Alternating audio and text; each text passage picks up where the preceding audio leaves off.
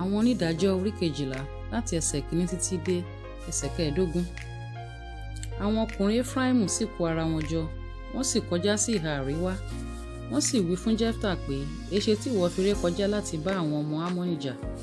Tí ìwọ kò sì pè wá kí àwa kí ó lè bá ọ lọ, àwa ó fi iná kun ilé rẹ mọ́ ọ lórí.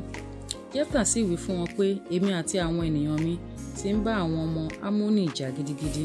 Nígbà tí èmi ké pè yín, ẹ̀yin kò sì gbà mí lé ọwọ́ wọn.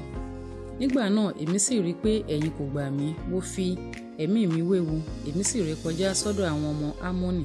Olúwa sì fi wọ́n lé mi lọ́wọ́, nítorí kí ni ẹ̀yin hà ṣe gòkè tọ̀ mí wá lé òní láti bá mi jà?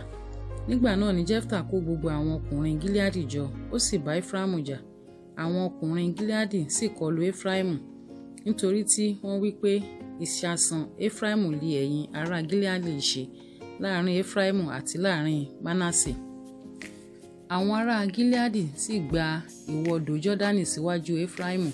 Ó sì ṣe, nígbà tí àwọn ìṣàsàn Efraimu bá wí pé, jẹ́ kí èmi kí ó ré kọjá, àwọn ọkùnrin Gileadi á sì wí fún un pé, Efraimu kí ìwọ ṣe, bí òun bá sì wí pé, ǹdá o. Wọ́n á sì wí fún un pé, ǹjẹ́ wí fún Sibeleti?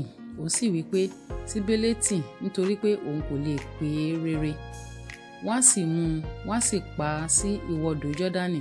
Àwọn tí ó sì ṣubú lé àkókò náà nínú àwọn Efraimu jẹ́ 21,000 ènìyàn. Jefta sì ṣe ìdájọ́ Israẹli lé ọdún 6. Jefta ará Gileadi sì kú, a sì sìn ín sí ọ̀kan nínú àwọn ìlú Gileadi.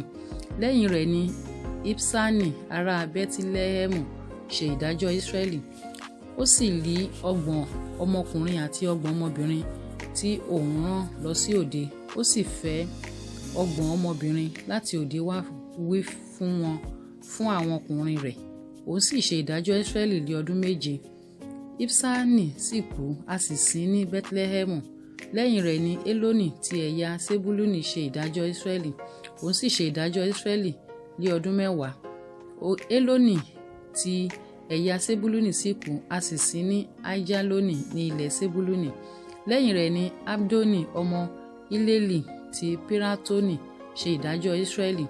Òun sì lé 40 ọmọkùnrin àti 30 ọmọ tí ń gun 70 ọmọ kẹ́tẹ́kẹ́tẹ́. Òun sì ṣe ìdájọ́ Israẹli lé ọdún 8. Abdoni ọmọ Hileli ti Piratoni sì kú, a sì sìn ní Piratoni ní ilẹ̀ Efraimu ní òkè àwọn Amaleki.